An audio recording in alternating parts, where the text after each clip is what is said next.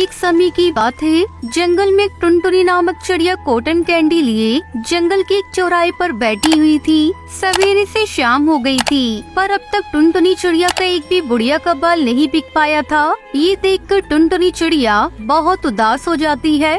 सवेरे से शाम हो गई, पर अब तक एक भी कॉटन कैंडी नहीं बिक पाया। अब मैं कालू सेठ को उसके उधार पैसे कैसे दे पाऊंगी? वो तो जरा भी इंतजार नहीं करेगा।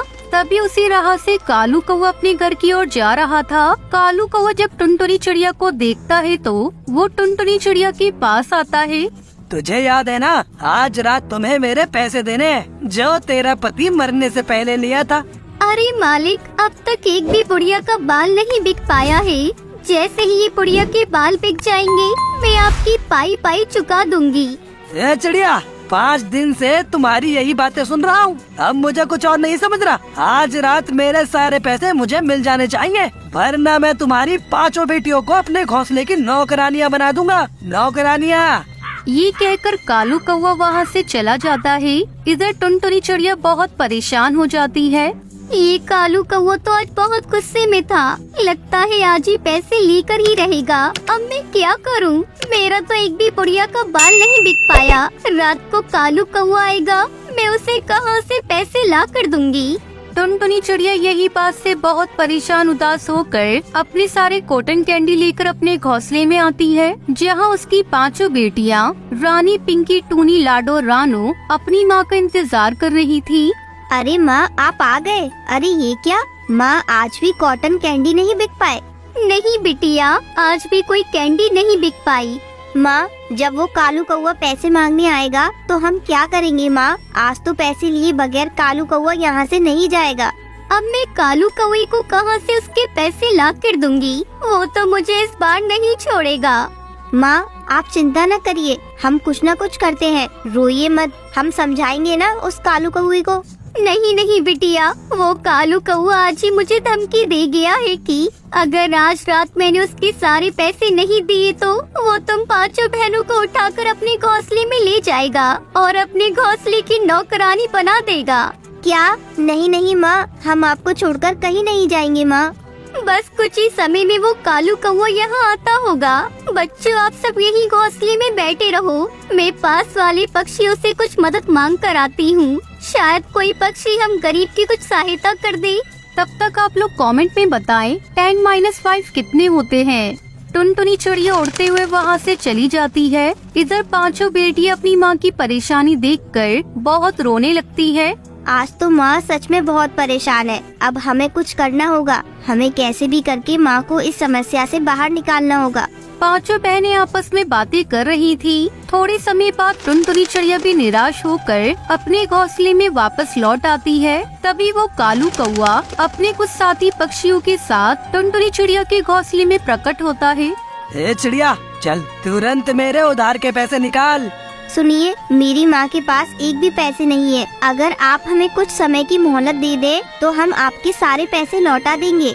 5 दिनों से पैसे मांग रहा हूँ, पर अब तक मुझे पैसे नहीं मिले। अगर तुम्हारी औकात नहीं थी तो तेरे पिता ने क्यों मेरा धन उधार लिया? मैं कुछ नहीं जानता। मुझे मेरे पैसे चाहिए, वो भी अभी इसी समय। भाई, मेरे पास इस समय एक भी पैसे नहीं है। अरे चलो, इस चिड़िया की 5 बेटियों को उठाकर अपने घोंसले में लेके चलो। जब पैसे आ जाए ना चिड़िया, तो पैसे देकर अपनी बेटियों को ले जाना। कालू कौवे के सारे साथी पक्षी टुनटुनी चिड़िया की 5 बेटियों को पकड़ लेते हैं और उन्हें अपने साथ ले जाते हैं। टुनटुनी चिड़िया वही घोंसले में बैठकर रोने लगती है। देखते ही देखते सवेरा हो जाता है। इधर टुनटुनी चिड़िया की 5 बेटियाँ उस कालू कौवे के घोंसले में नौकरानियां बनकर काम करने लगी। इधर टुनटुनी चिड़िया अपने घोंसले में बैठकर रो रही थी। मुझे अपनी 5 बेटियों को सही सलामत उस कालू कौवे के कब्जे से छुड़ाना होगा। मुझे कहीं से भी पैसों की व्यवस्था करनी होगी। टुनटुनी चिड़िया सारा दिन इधर उधर घूमती रहती है। टुनटुनी चिड़िया एक पेड़ की डाली पर जाकर बैठ जाती है। तभी कालू कौवे के एक साथी पक्षी अपने साथ कई सारे पैसे लेकर वहाँ से गुजर रहा था। तभी उसे ठोकर लग जाती है, जिसकी वजह से उसके साथी पक्षी के हाथ में रखे सारे पैसे जमीन पर गिर जाते हैं और पक्षी वहीं बेहोश हो जाता है। ये देखकर टुनटुनी चिड़िया तुरंत वहाँ आती है। अरे, ये तो उस कालू कालू कौवे का साथी पक्षी है, पर ये तो बेहोश हो गया। इसके पास के तो बहुत सारे पैसे जमीन पर गिर गए हैं। मुझे इसे उठाकर कालू कौवे के पास ले जाना होगा। टुनटुनी चिड़िया वो सारे पैसे और पक्षी को उठाकर कालू कौवे के घोंसले में आती है और कालू कौवे को वो सारे पैसे दे देती है और पूरी बात बताती है कि कैसे उसका भाई बेहोश हो गया था। चिड़िया बहन, आप मेरे साथी पक्षी को उठाकर यहाँ लाई और मेरे सारे पैसे भी मुझे लाकर दे दिए। आप चाहती तो ये पैसे भी रख सकती थी, फिर आपने ऐसा क्यों किया? आपने क्यों नहीं रखे ये पैसे? भाई, किसी का हक मारने से कभी खुद का भला नहीं हो सकता।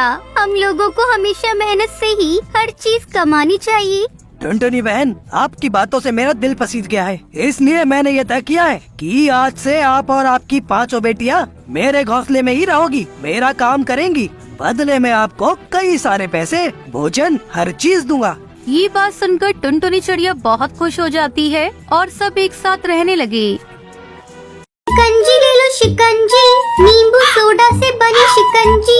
शिकंजी ले लो शिकंजी, नींबू सोडा से बनी शिकंजी। सुंदरवन के जंगल में बंटी कबूतर अपनी पत्नी टुनटुनी चिड़िया के साथ रहता था। उसकी एक बेटी थी जिसका नाम लूसी कबूतरी था।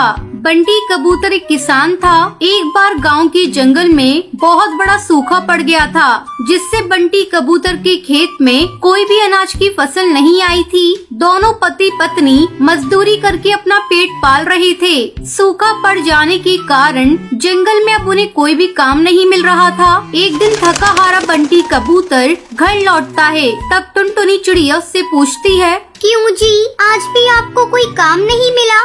नहीं टुनटुनी चिड़िया, बहुत कोशिश की लेकिन कोई काम नहीं मिला। समझ नहीं आ रहा है ऐसे कितने दिन तक चलेगा।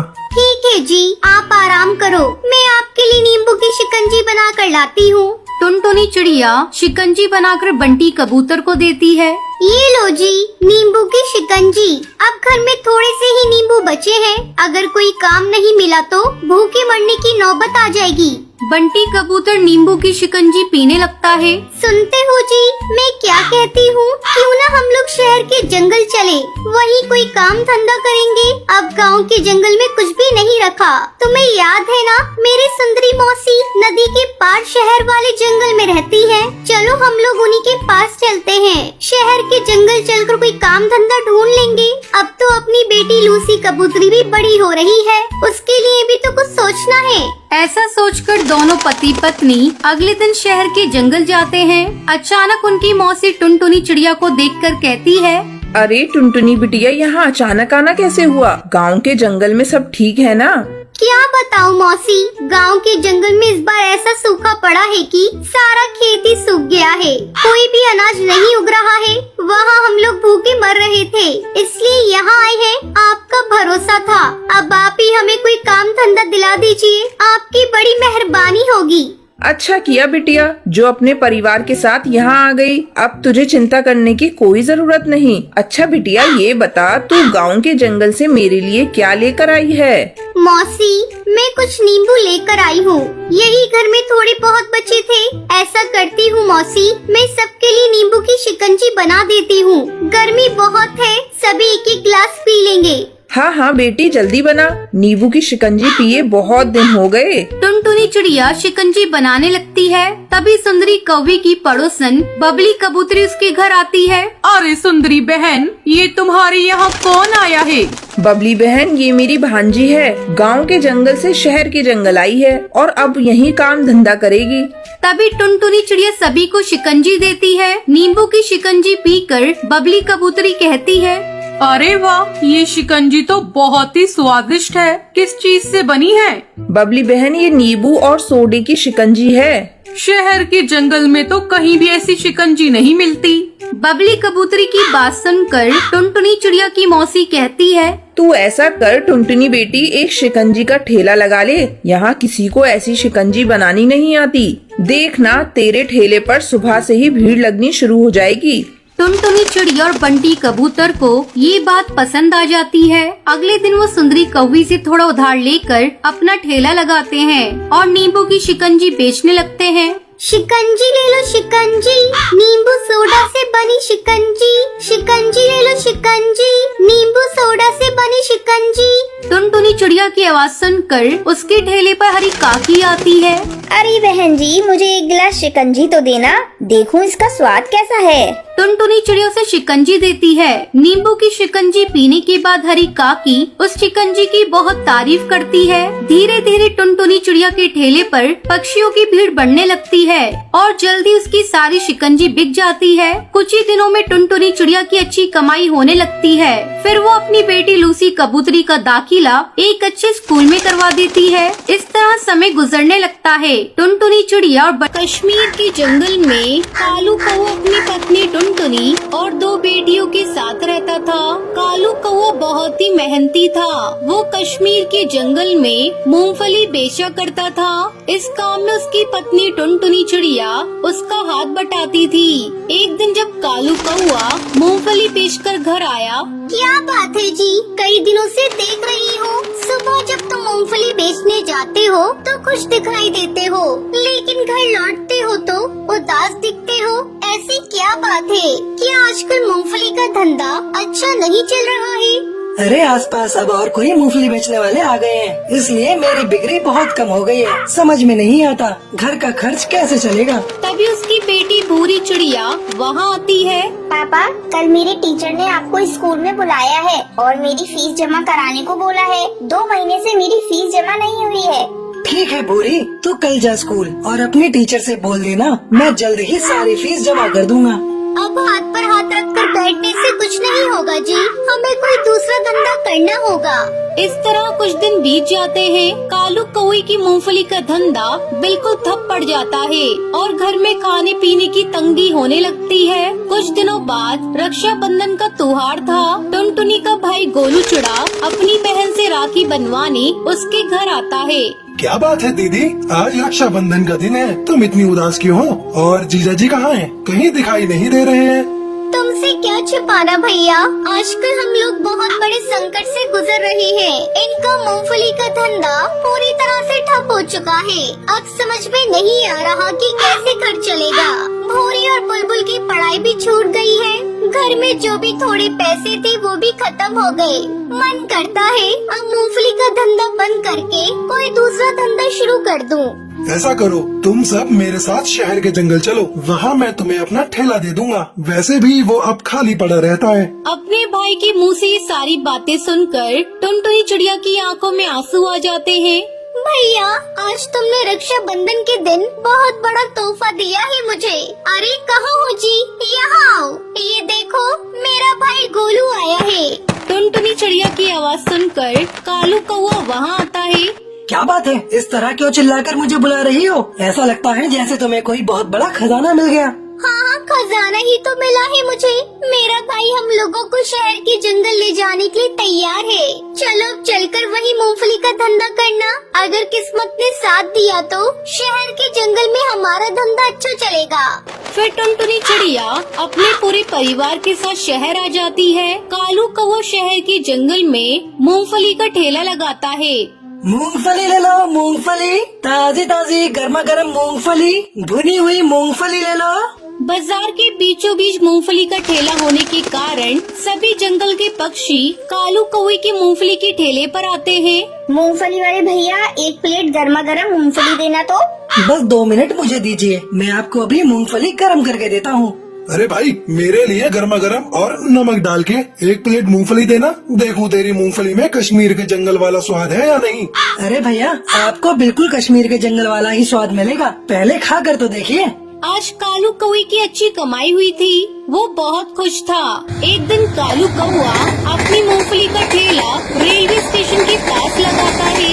मूंगफली ले लो, मूंगफली ताजी ताजी गर्मा गर्म मूंगफली, भुनी हुई मूंगफली ले लो।